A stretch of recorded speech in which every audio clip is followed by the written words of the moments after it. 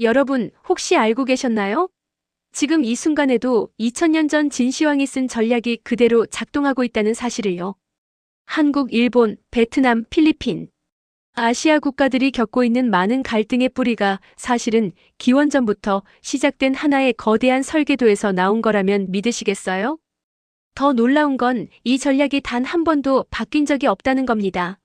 왕조가 바뀌어도 공산당이 집권해도 21세기가 되어도 핵심 논리는 똑같아요. 오늘은 여러분께 고대부터 2025년 현재까지 마치 한 편의 장대한 드라마처럼 이어지는 중국의 주변국 전략을 완전 정주행으로 보여드리겠습니다. 이 영상 하나면 지금 뉴스에서 터지는 모든 갈등의 본질이 한눈에 보일 거예요. 자, 그럼 본격적으로 시작하기 전에 이 영상이 도움되셨다면 좋아요 꾹 눌러주시고요. 구독과 알림 설정까지 해주시면 더 깊이 있는 국제 정세 분석을 계속 만날 수 있습니다. 그럼 바로 시작할게요. 자, 먼저 모든 것의 시작점으로 가보겠습니다. 중국의 주변국 전략을 딱 한 문장으로 요약하면 이렇습니다. 가까운 나라는 힘으로 완전히 복속시키고 먼 나라는 이익으로 회유해서 내 편으로 만든다. 이게 바로 유명한 근거보건거래복 전략이에요. 가까울수록 강하게, 멀수록 부드럽게. 이 원칙은 전국시대부터 확립되어 2000년 넘게 중국 외교의 기본 공식이 됐습니다. 실제 역사를 볼까요? 한나라 무제 시절 북쪽의 흉노를 대대적으로 공격하면서 동시에 고조선까지 멸망시켰어요. 왜냐고요? 한반도가 중국 바로 옆이니까 완전히 통제하에 두어야 한다는 논리였죠. 당나라 때는 더 노골적이었습니다. 신라, 백제, 고구려는 물론이고 일본까지 모두 당 황제로부터 왕의 지위를 인정받아야 했어요. 책봉이라는 시스템이죠. 황제가 너 왕해도 되라고 허락해야 비로소 정당한 통치자가 되는 겁니다. 그리고 이 시스템의 완성판이 바로 조선과 명청의 관계였습니다. 조선은 중국 주변국 중에서도 최고 등급 속국 1위였어요. 세왕이 즉위하면 반드시 베이징에 사신을 보내 승인을 받아야 했고 매년 쌀, 인삼, 호피 같은 조공품을 바쳤습니다. 심지어 조선의 공식 문서에는 중국 황제의 연호를 써야 했고 조선 왕은 스스로를 신하라고 칭했어요. 이게 단순한 외교 형식이 아니었습니다. 실제로 조선의 주요 정책 결정에 중국의 눈치를 봐야 했고 군사적으로도 독자적인 행동이 제한됐어요. 완전한 종속 관계였던 거죠. 그런데 이 오래된 DNA가 지금도 살아있다면 믿으시겠어요? 이제부터는 현대로 넘어가 보겠습니다. 2025년 지금 중국은 여전히 주변국을 동심원 구조로 나눠서 관리하고 있습니다. 다만 이름만 세련되게 바꿨을 뿐이에요. 평화로운 발전, 인류 운명 공동체, 상생 협력. 듣기 좋은 말들이죠? 하지만 실제 행동을 보면 완전히 현대판 조공체제입니다. 조공체제 2.0 버전이라고 할까요? 첫 번째 권역, 가장 가까운 나라들부터 볼게요. 중국은 이들을 군사적, 정치적으로 완전히 통제하려고 합니다. 북한을 보세요. 중국은 북한을 피로 맺어진 혈맹이라고 부르며 사실상의 보호국으로 관리하고 있어요. 북한 경제의 90% 이상이 중국에 의존하고 주요 정책 결정에서도 중국의 영향력은 절대적입니다. 옛날 조선이 그랬던 것처럼요. 대만은 어떤가요? 중국은 거의 매일 전투기와 군함을 보내 대만 주변을 압박합니다. 너는 원래부터 내 것이야라는 메시지를 끊임없이 던지는 거죠. 2025년 들어서도 이 압박은 더욱 강해지고 있어요. 인도와의 국경 분쟁도 마찬가지입니다. 히말라야 국경선에서 계속 충돌하면서 동시에 파키스탄에는 막대한 자금을 지원해요. 인도를 견제하기 위한 전형적인 원교 군공 전략이죠. 두 번째 권역은 동남아시아입니다. 여기서 중국이 쓰는 무기는 바로 비지예요. 라오스와 캄보디아를 보세요. 중국은 이들 나라에 철도, 댐, 도로 같은 대규모 인프라를 지어줬어요. 듣기엔 좋죠? 문제는 이 나라들이 빚을 갚을 능력이 없다는 겁니다. 결국 중국은 대신 항구 사용권, 광산 채굴권, 토지 임대권을 가져갔어요. 현대판 조공이 바로 이런 겁니다. 필리핀은 남중국해에서 중국 해경선과 계속 충돌하고 있어요. 중국 배들이 필리핀 어선을 막고 심지어 물대포까지 쏘면서 이 바다는 내 거야라고 위협하는 거죠.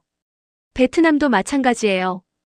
겉으로는 협력한다고 하지만 스프래틀리 군도에서는 2025년 현재도 긴장이 계속되고 있습니다. 세 번째 권역은 중앙아시아인데요. 여기서 중국의 목표는 명확합니다. 바로 에너지 자원이에요. 카자흐스탄, 투르크메니스탄 같은 나라들의 석유와 천연가스 파이프라인이 모두 중국으로 연결돼 있어요. 상하이 협력기구라는 안보 조직까지 만들어서 이 지역을 정치적, 군사적으로도 묶어버렸습니다. 네 번째 권역은 더 먼 나라들이에요. 여기서 등장하는 게 바로 그 유명한 1대1로입니다. 1대1로 영어로는 벨트 앤 로드 이니셔티브라고 하죠. 2013년 시진핑이 야심차게 시작한 이 프로젝트는 사실 새로운 게 아닙니다. 바로 옛날 조공 시스템의 현대 버전이에요. 가장 유명한 사례가 스리랑카 한반토타 항구입니다. 중국이 돈을 빌려줘서 항구를 지었는데 스리랑카가 빚을 못 갚으니까 어떻게 됐을까요? 항구 사용권을 99년 동안 중국에 넘겼어요. 사실상 중국 항구가 된 거죠. 아프리카를 보세요. 중국은 아프리카 17개 국가의 빚 탕감해줄게라고 하면서도 동시에 새로운 대출을 더 많이 제공합니다. 결과적으로 이 나라들은 중국 없이는 경제가 돌아가지 않는 상태가 되는 거예요. 2025년 상반기 데이터를 보면 정말 놀랍습니다. 1대1로 투자액이 1,200억 달러를 넘었어요. 역대 최고치입니다. 코로나 이후 잠깐 주춤했던 투자가 다시 폭발적으로 증가한 거죠. 그런데 더 중요한 건 1대1로가 이제 버전 2.0으로 진화했다는 겁니다. 초기 1대1로는 도로, 철도, 항구 같은 전통적인 인프라였어요. 그런데 지금은 오지 네트워크, 인공지능, 녹색 에너지까지 포함됩니다. 중국은 이걸 고품질 공동 발전이라고 부르지만 본질은 똑같아요. 기술 종속을 통한 영향력 확대죠. 예를 들어볼게요. 한 나라가 중국산 오지 장비로 전국 통신망을 구축했다고 해봅시다. 그럼 그 나라의 모든 데이터와 통신이 중국 기술에 의존하게 되는 거예요. 단순히 빚만의 문제가 아니라 안보와 주권의 문제로 확대되는 겁니다. 그리고 중국은 이 모든 과정에서 절묘하게 강제라는 느낌을 주지 않으려고 노력해요. 옛날처럼 군대를 보내는 게 아니라 너희가 원해서 한 거잖아라는 형식을 취하는 거죠. 계약서에 서명도 받고 합법적인 절차도 밟고요. 하지만 결과는 똑같습니다. 빚을 못 갚으면 항구를 내놓고 자원 채굴권을 넘기고 중요한 정책 결정에서 중국 눈치를 봐야 하는 거예요. 그리고 이런 전략의 배후에는 중국인들의 뿌리 깊은 세계관이 자리하고 있습니다. 중국인들의 의식 속에는 천조상국이라는 개념이 깊이 새겨져 있어요. 이게 뭐냐면 우리는 하늘이 내린 으뜸 나라이고 세상은 우리를 중심으로 돌아가야 한다는 생각입니다. 놀라운 건 이 의식이 공산당 시대에도 전혀 약해지지 않았다는 거예요. 오히려 최근 들어 더 강해지고 있습니다.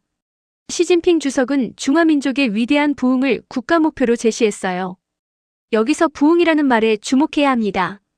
부흥은 다시 일어선다는 뜻이죠. 그럼 언제로 돌아가겠다는 걸까요? 바로 중국이 세계의 중심이었던 그 시절, 주변국들이 모두 조공을 바치던 그 시절로요. 이 의식이 구체적으로 어떻게 나타나는지 볼까요? 한국을 대하는 태도부터 봅시다. 중국 학자들과 관리들은 공공연하게 한반도는 중국의 완충지대라고 말합니다.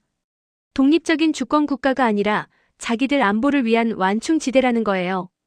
마치 조선이 명나라의 울타리였던 것처럼요. 동북공정은 더 노골적입니다. 고구려 발해 심지어 고조선까지 중국 역사라고 우기고 있어요. 왜 이런 짓을 할까요? 역사적 정당성을 확보하기 위해서입니다. 원래부터 너희는 우리 영토였어라는 논리를 만들려는 거죠. 티베트와 신장 위구르 지역을 보세요. 중국은 이 지역들을 자고로 중국 땅이라고 주장하며 강력하게 통제하고 있어요. 소수민족의 언어, 문화, 종교를 체계적으로 억압하면서요. 남중국해 문제도 마찬가지예요.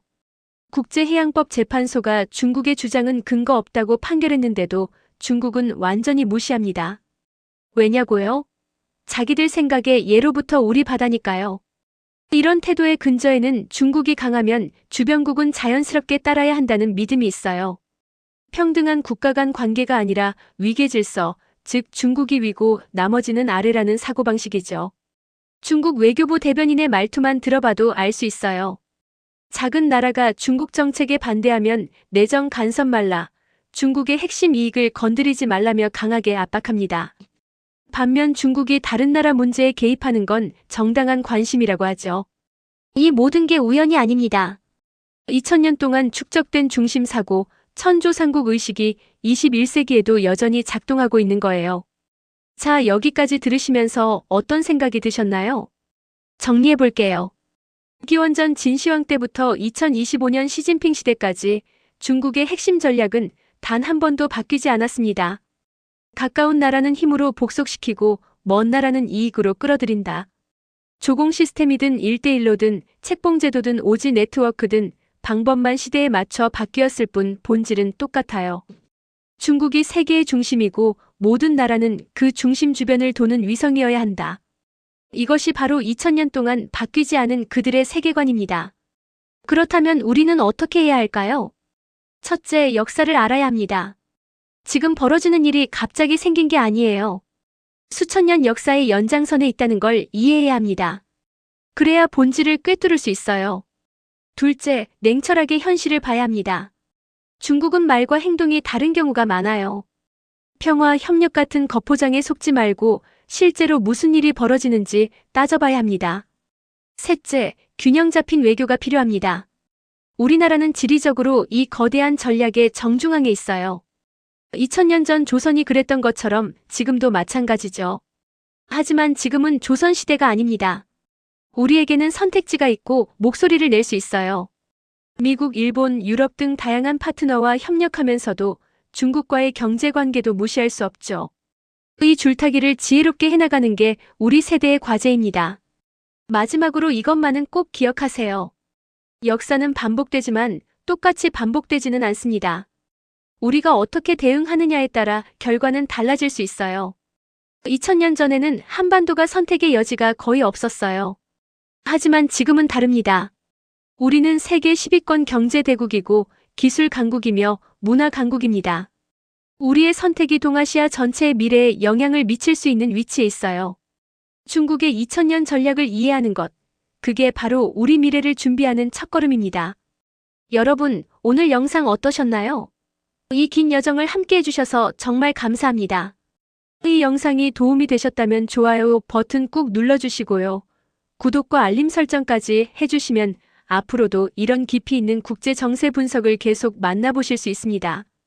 댓글로 여러분의 생각도 자유롭게 나눠주세요. 다음에는 어떤 주제로 만나면 좋을지 의견도 환영합니다. 그럼 다음 영상에서 뵙겠습니다. 감사합니다.